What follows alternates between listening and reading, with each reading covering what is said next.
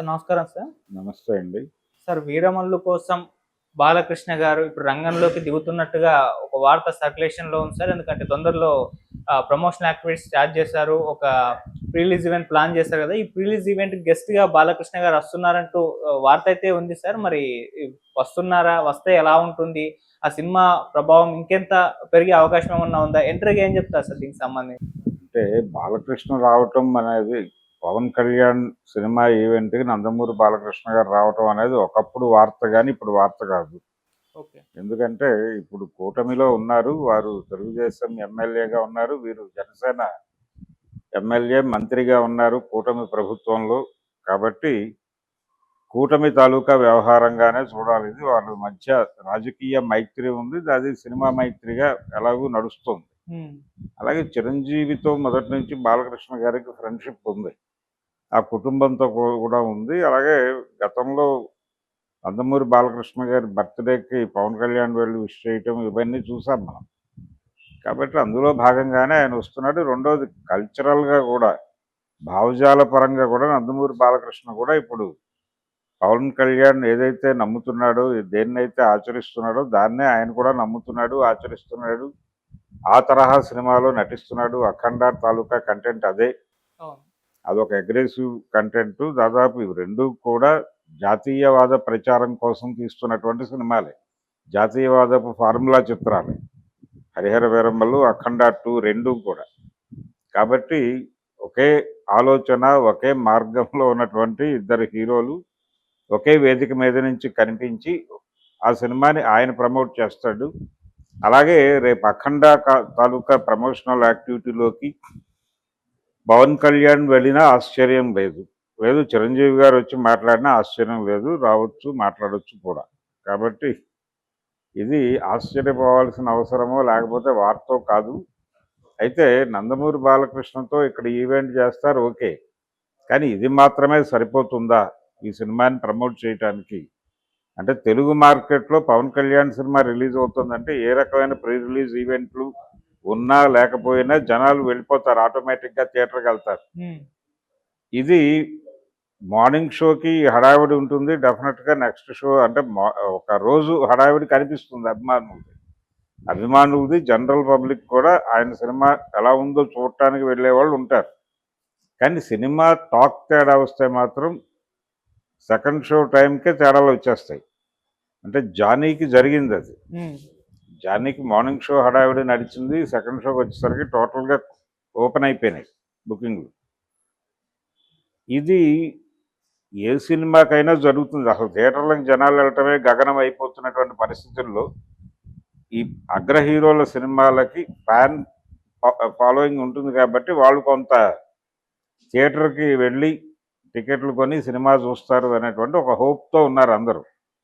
మరి ఎంత ప్రభావం వేస్తుంది ఈ సినిమా అనేది చూడాలి. తెలుగు ప్రాంతాల్లో అయితే కొంత నడుస్తుంది.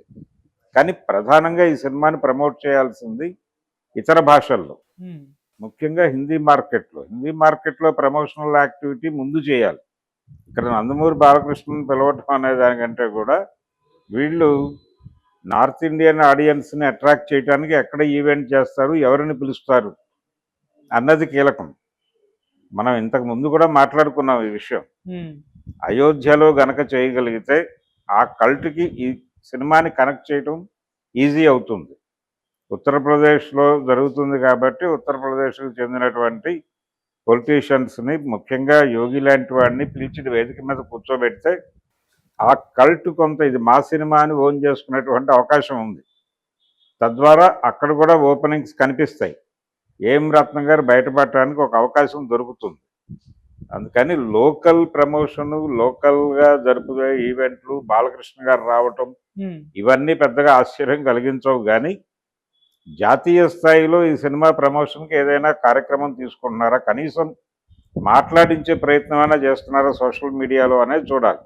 లేదు ఫైనల్గా ఈ మధ్య కాలంలో చాలా సినిమాలు రిలీజ్ అవడానికి ఒక వారం ముందు వరకు అది పాన్ ఇండియా రిలీజ్ అని హడావిడి చేసి చివరికి ఓటీటీలో పాన్ ఇండియా, అది ఓటీటీలో మాత్రమే ఇతర భాషల్లో స్ట్రీమ్ అవుతుంది, థియేటర్కల్ రిలీజ్ మాత్రం కేవలం తెలుగులోనే అవుతుంది అనే సినిమాలు మనం చూసాం. హిట్ 2 హిట్ నాని నటించినటువంటి హిట్ 3 కండిషన్ అదే. తర్వాత ఈ మధ్య వచ్చినటువంటి ఇంకొక సినిమా పరిస్థితి కూడా అదే.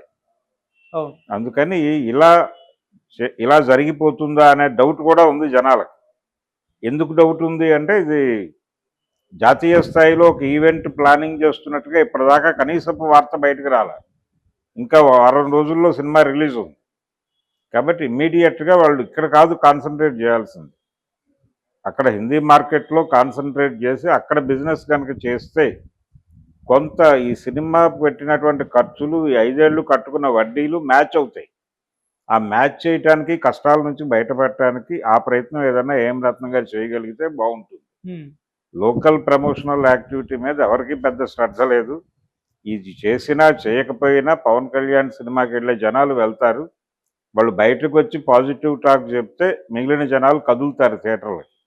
లేకపోతే ఫోన్లో చూసుకోవడానికి పరిమితం అయిపోయి థియేటర్ల దగ్గర మర్నాడు నుంచి జనం కనిపించే అవకాశాలు తగ్గుతాయి. అందుకని ఇది కాదు చేయాల్సిన పని. జాతీయ స్థాయిలో ఏం చేస్తున్నారు, జాతీయ స్థాయి ఈవెంటు ఈ పద్ధతిలో కనుక చేస్తే అది మొత్తం తెలుగు ప్రాంతాల్లోనూ అలాగే దక్షిణాది రాష్ట్రాల్లో కూడా ప్రభావం వేస్తుంది, అలాంటి భారీ ఈవెంట్ చేయగలిగితే.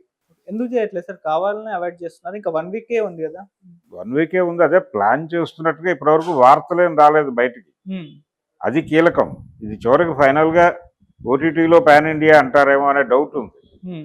చూడాలి మరి ఏం రత్నం గారు బయటపడటానికి ఏం చేస్తారు, ఎలా చేస్తారు అనేది చూడాలి.